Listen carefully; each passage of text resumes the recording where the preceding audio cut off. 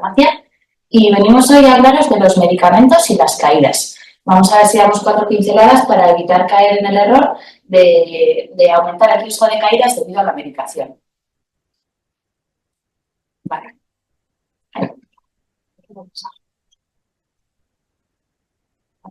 Vale. Bueno, todos sabemos que estas imágenes son muy frecuentes. Es una realidad, las personas se caen y las personas de edad avanzada se caen mucho.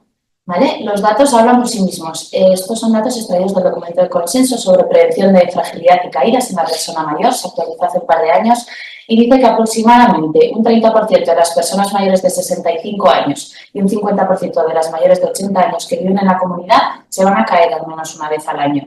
Y encima el 75% de ellas se van a caer nuevamente, es decir, la gente que se cae una vez ya pasa a ser población de riesgo de caerse nuevamente. Además, se estima que la mitad de las personas que sufren una fractura por una caída no recuperan el nivel funcional previo. En cuanto al consumo de recursos sanitarios se refiere, las caídas representan, según este documento, el 10% de las consultas a urgencias, el 6% de los ingresos hospitalarios, se encuentran entre las primeras causas de discapacidad en el anciano y son la quinta causa de muerte a nivel mundial en personas mayores de 65 años. Entonces, bueno, pues claro está que las caídas suponen un problema importante de salud, ¿no? Tienen una alta prevalencia, como vemos ahí, generan consecuencias bastante graves, entre las cuales quizá la más compleja o la más grave podría considerarse la fractura de cadera. Y teniendo en cuenta ese consumo de recursos sanitarios que hablamos, pues no es de sorpresa que el alto coste asociado a estos eventos sea muy importante, ¿no? Todo ello la sitúa dentro de políticas internacionales, como por ejemplo el programa de la OMS de envejecimiento saludable, ahora de 2021-2030, pues dicen que es de lo que es la prevención de caídas, de las intervenciones que más beneficio aporta a la calidad de vida de la persona de edad avanzada. Además de eso, decir que de las personas que se caen, el 70% son mujeres y la media se sitúa en los 80 años. Bueno, paralelamente, estas imágenes, desgraciadamente, también son muy comunes. Todos sabéis, por vuestro entorno familiar, vuestros familiares de edad avanzada o entre los asistentes o oyentes, si hay médicos de interna, es muy común que los pacientes que ingresan nos ingresen con 15, 20 medicamentos prescritos en Presbide. Como digo, es algo habitual, no es nada excepcional. Entonces, lo que voy a hacer es un poco intentar relacionar un poco estos dos aspectos. Un paciente pluripatológico, generalmente de edad avanzada, para tratar esa pluripatología generalmente va a llevar polimedicación, va a tener polifarmacia, considerada como la prescripción de más de 5 fármacos, y esa persona pasa a ser susceptible o está más expuesto a sufrir problemas relacionados con la medicación. Nos referimos a estos cuando hablamos de interacciones farmacológicas, de reacciones adversas a la medicación, de sobreutilización de algún medicamento o, por el contrario, de falta de adherencia y se quedaría entonces una necesidad sin cubrir, o de medicación potencialmente inapropiada. Nos referimos a medicación potencialmente inapropiada, como hay diversos listados, diversa bibliografía que ya detalla qué principios activos o en qué pautas concretas se considera que una prescripción puede no ser adecuada para esta población concreta de la edad avanzada, ¿vale?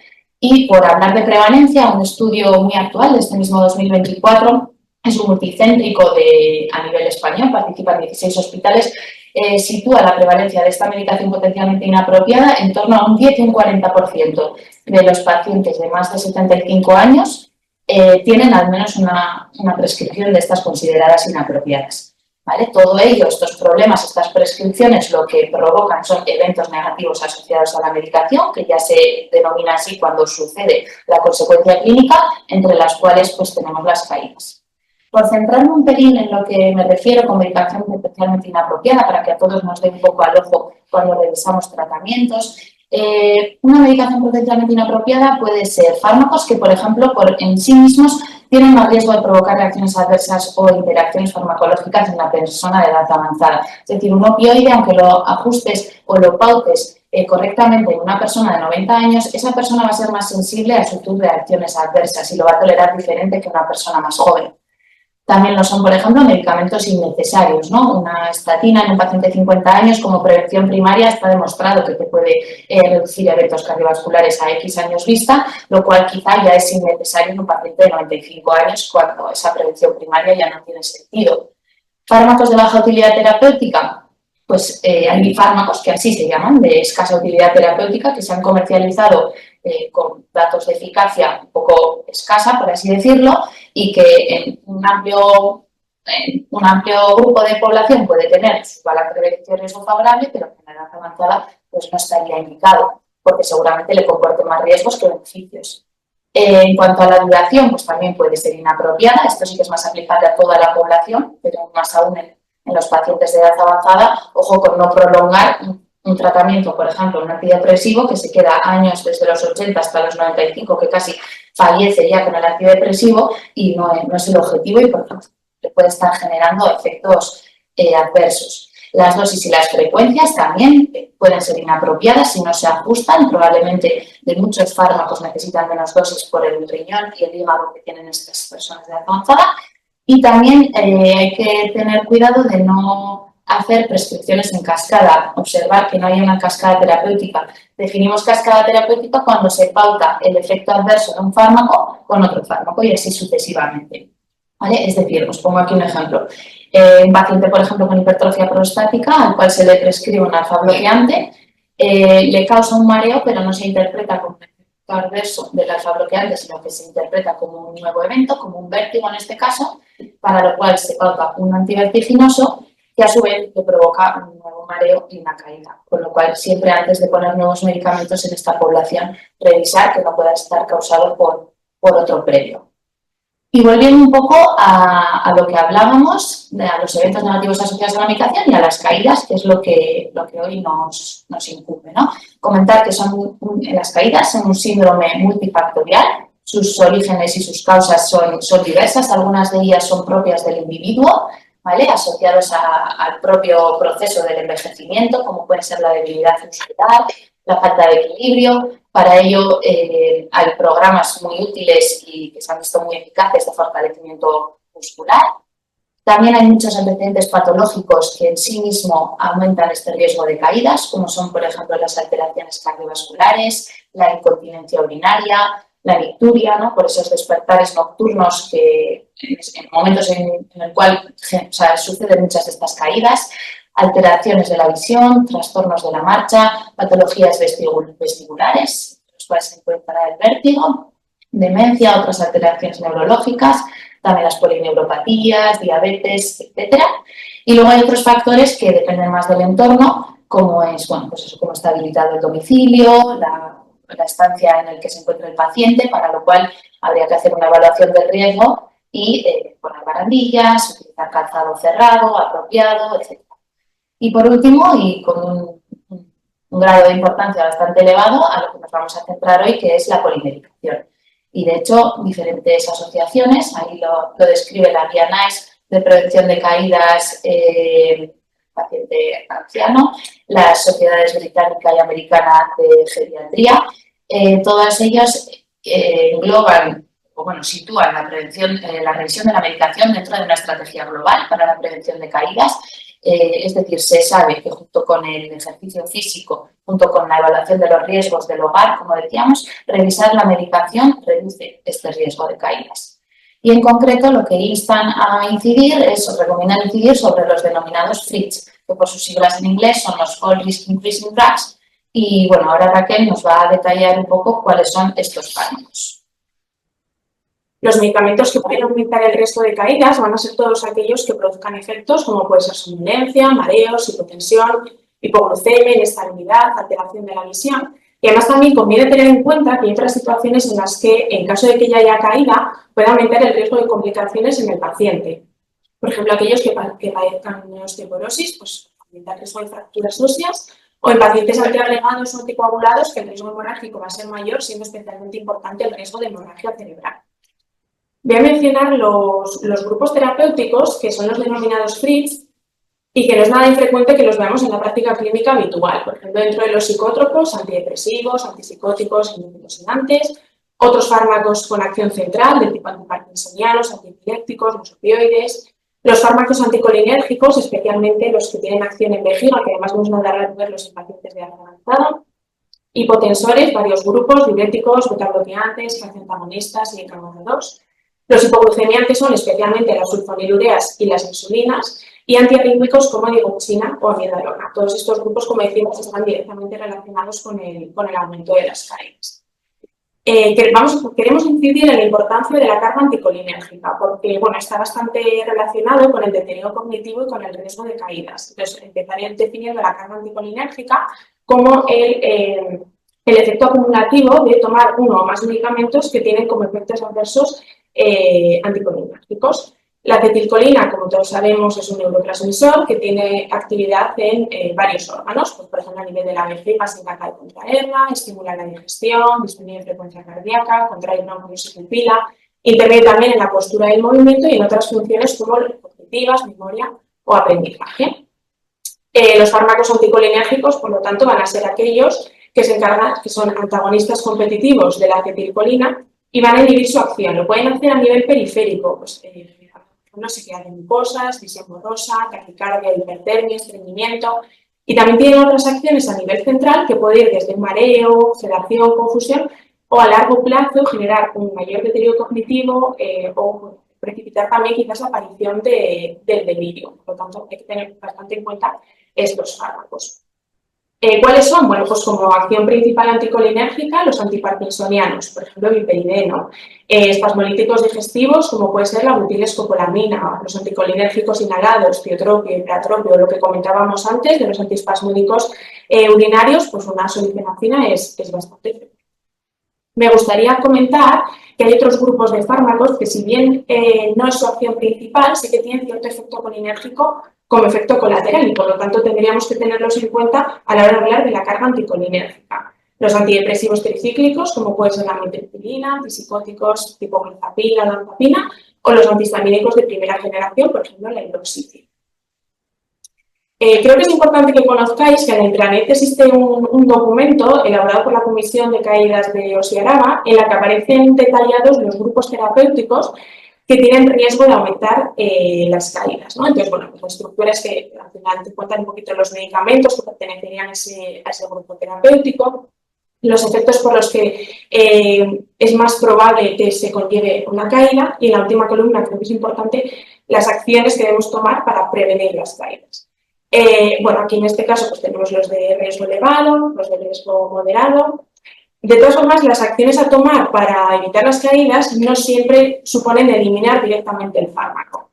Antes quizás nos debemos pensar en un cambio de medicamento. Puede ser un medicamento del mismo grupo terapéutico, pero cuyo perfil de seguridad es mejor, o quizás otro medicamento que tenga la misma indicación, pero no tenga los efectos adversos del anterior.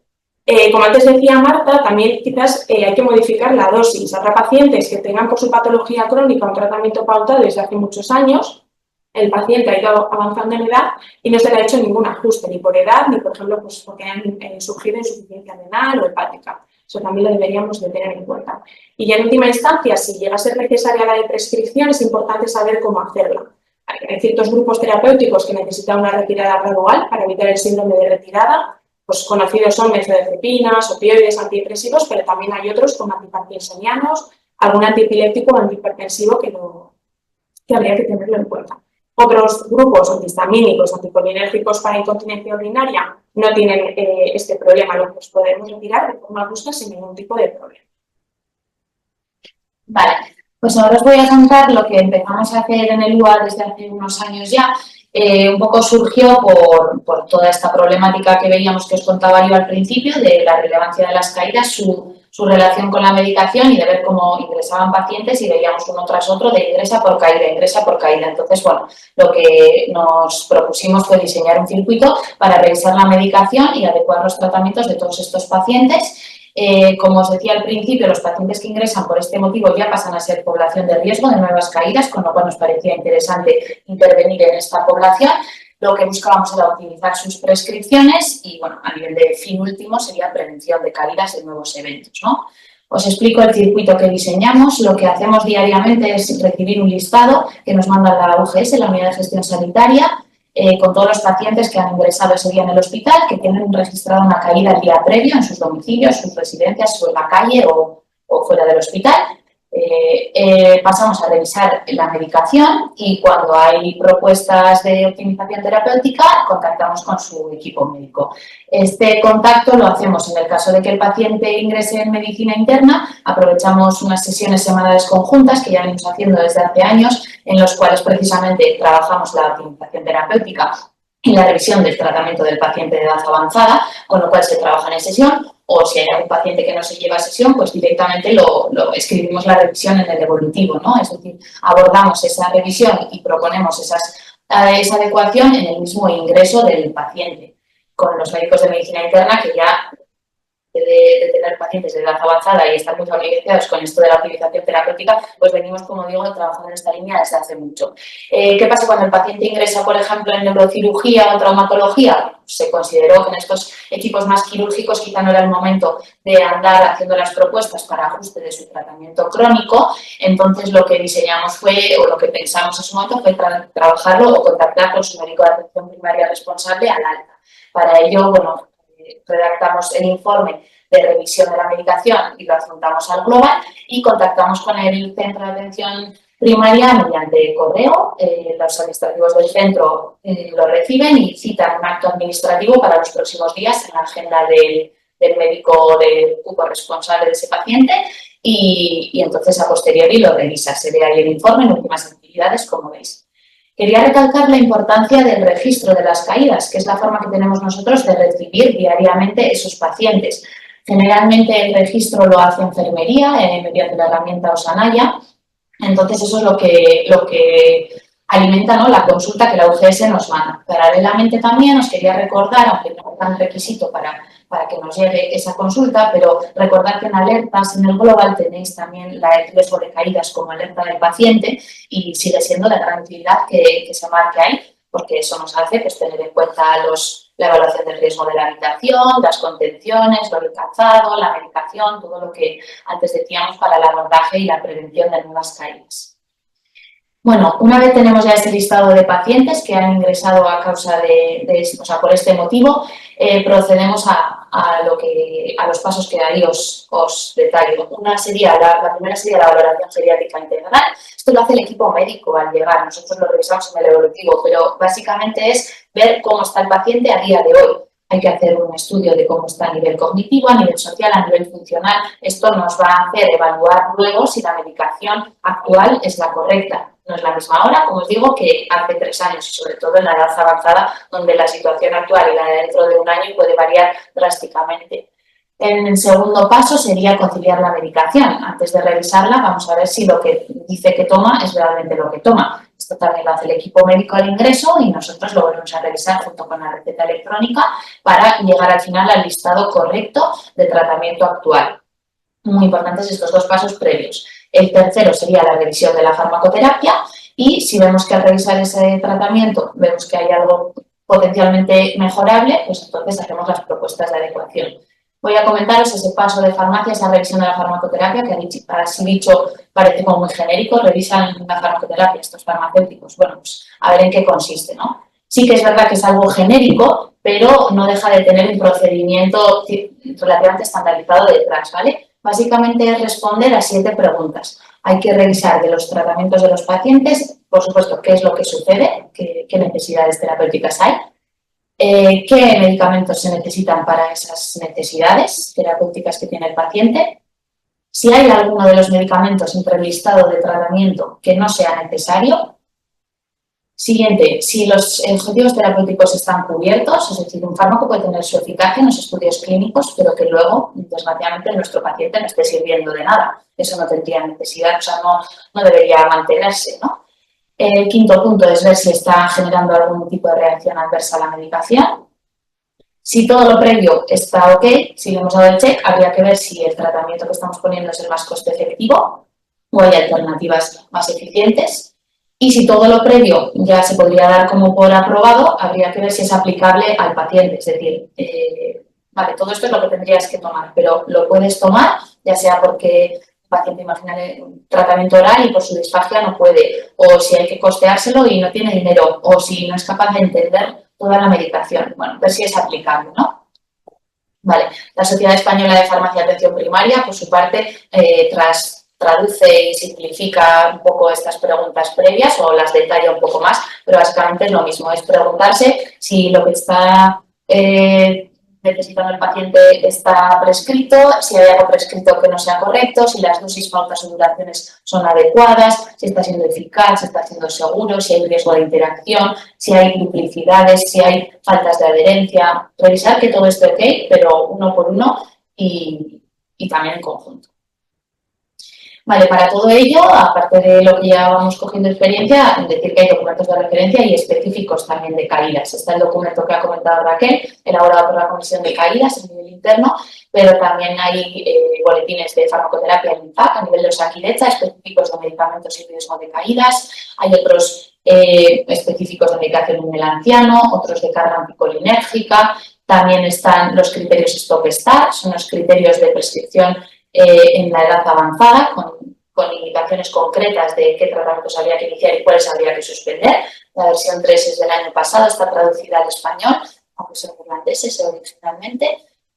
Para la carga anticolinérgica, como explicaba Raquel, su importancia, utilizamos calculadoras online, donde nos especifica qué fármacos son aquellos que más efecto anticolinérgico o en mayor medida nos lo está provocando, por tanto igual empezaríamos a intervenir por esos. Y luego, bueno, los escoceses son muy punteros en la farmacoterapia del paciente anciano y tienen esas 2 guías de prescripción que nos son también muy útiles. Os voy a comentar un poco los datos del arranque de este proyecto. Se inició el 1 de mayo del 2021 y se registraron los datos durante los 2 primeros años, ahora lo seguimos haciendo, ya sin registrar.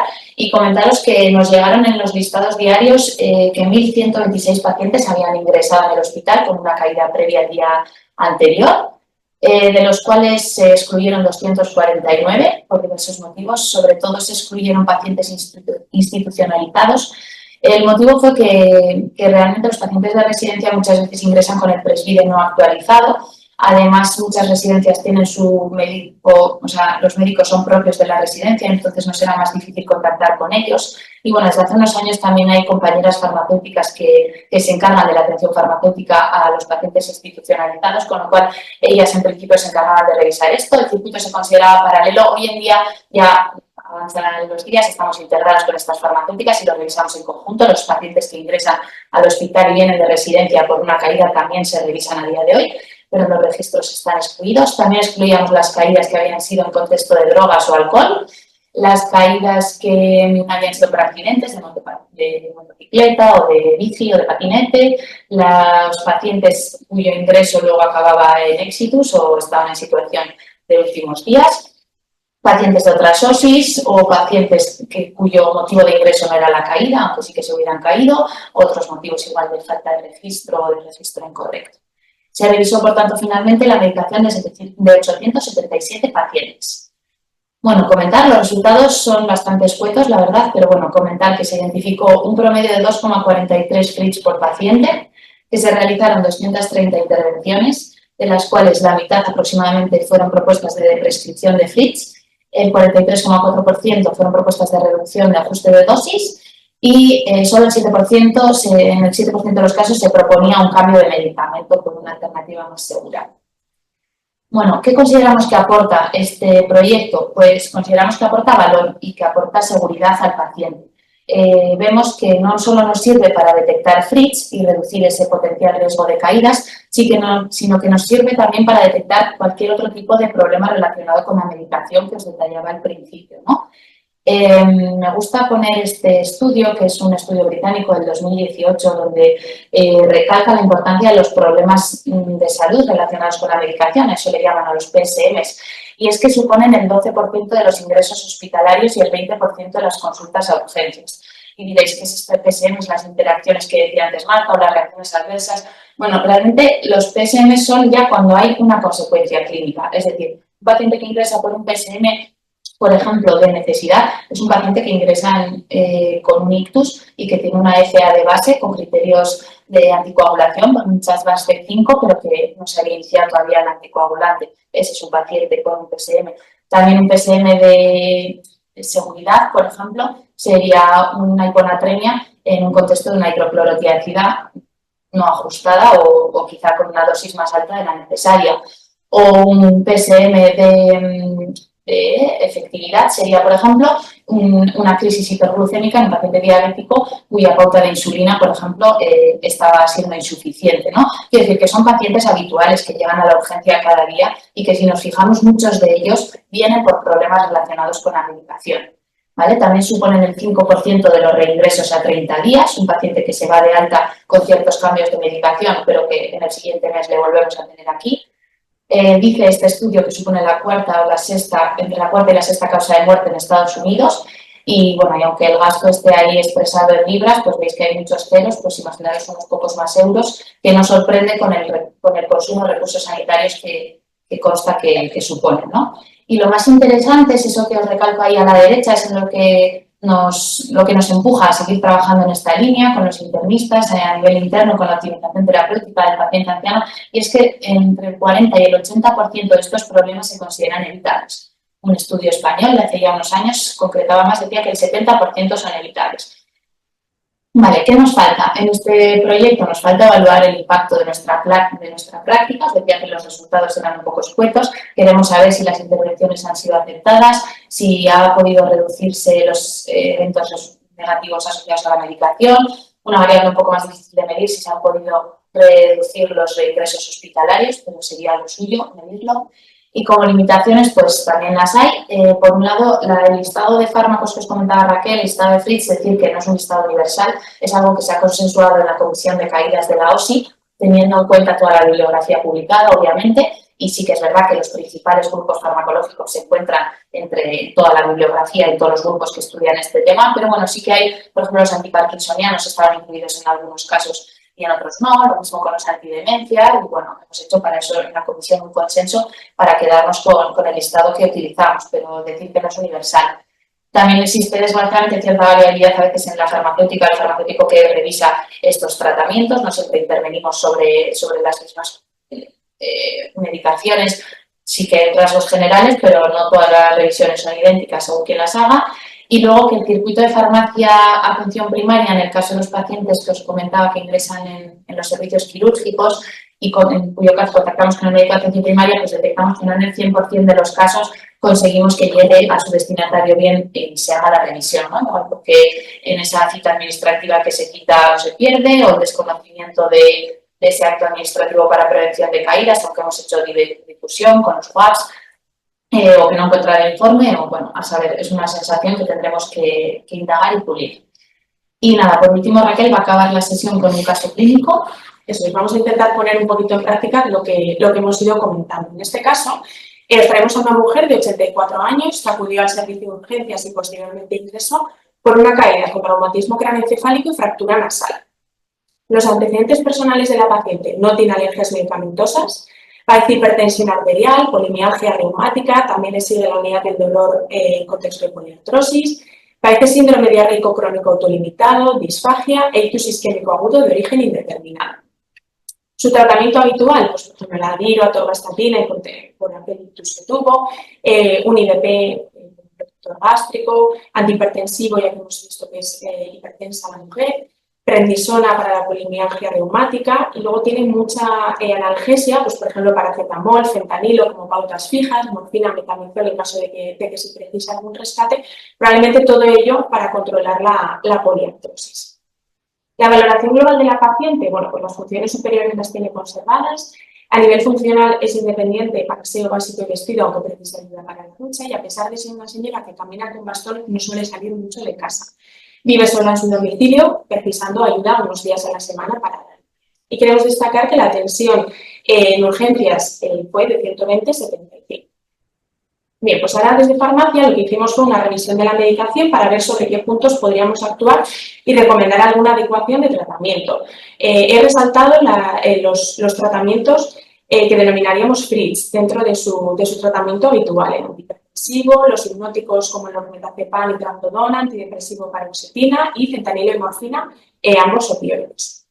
Entonces, bueno, pues con todo esto hicimos una serie de recomendaciones, unos para modificar y otros directamente para suspender.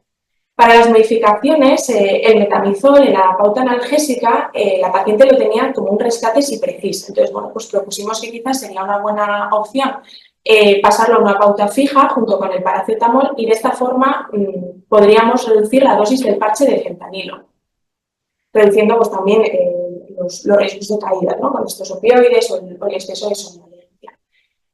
Con el antihipertensivo, decir que bueno, reduciríamos la dosis del mesartán y hidroclorotiazida para empezar, pues porque la mujer durante todo el ingreso tuvo cifras tensionales normales, también porque un excesivo vigilar la tensión arterial supone una mayor mortalidad y mayor riesgo de caídas.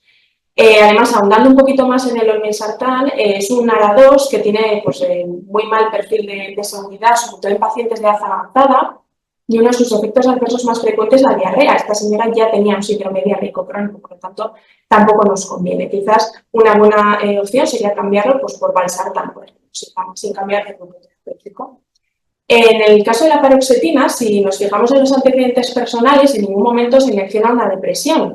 Entonces, bueno, pues entonces se leyeron un poquito los evolutivos años atrás y se vio que en 2016 la paciente consultó por un episodio de labilidad emocional, ánimo un poquito decaído, con componente de angustia. Entonces se le pautó este inhibidor de recaptación de la serotonina, pero luego nunca nadie más le ha hecho un seguimiento ni se le ha planteado quitar el tratamiento. Entonces, lo primero que tenemos que hacer es valorar si realmente tiene un beneficio o riesgo sobre la paciente.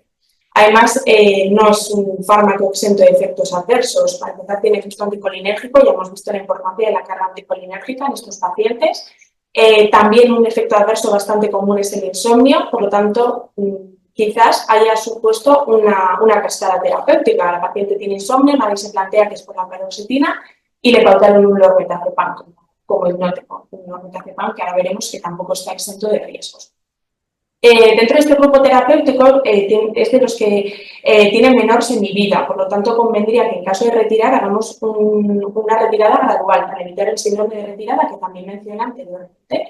Si decidimos cambiarlo por otro fármaco, la sertralina puede ser un buen candidato, tiene mejor perfil de seguridad que la paroxetina. Y como suspensión de fármacos propusimos, por ejemplo, el ácido fólico. Realmente no hay un objetivo terapéutico que justifique que lo siga tomando. Quizás en alguna analítica previa tuvo un déficit, pero ahora mismo no necesita seguir con él. El lormetazepam, por todo lo que hemos comentado también, el riesgo de sedación prolongada, confusión, pérdida de equilibrio, además la paciente también está contracturona, lo que puede aumentar un poquito estos riesgos. También tenía 2 pautas de opioides, bueno, pues quizás hay que retirarlo, pero importante que sea también de forma gradual. La morfina, lo teníamos también si precisa, pero realmente hemos hecho una buena optimización de la pauta analgésica, hemos conseguido reducir incluso también la dosis de fentanilo, pues quizás la duplicidad de opioides no es necesaria en esta paciente. Y por último, con la conciliación al revisar un poquito toda la medicación que tenía en Presvide, vimos que había pregabalina y amitriptilina pautados desde hacía tiempo, pero es que la paciente refiere no tomarlo desde hace mucho. Por lo tanto, yo creo que lo mejor sería directamente quitarlo de su pauta habitual pues, para evitar posibles riesgos posteriores.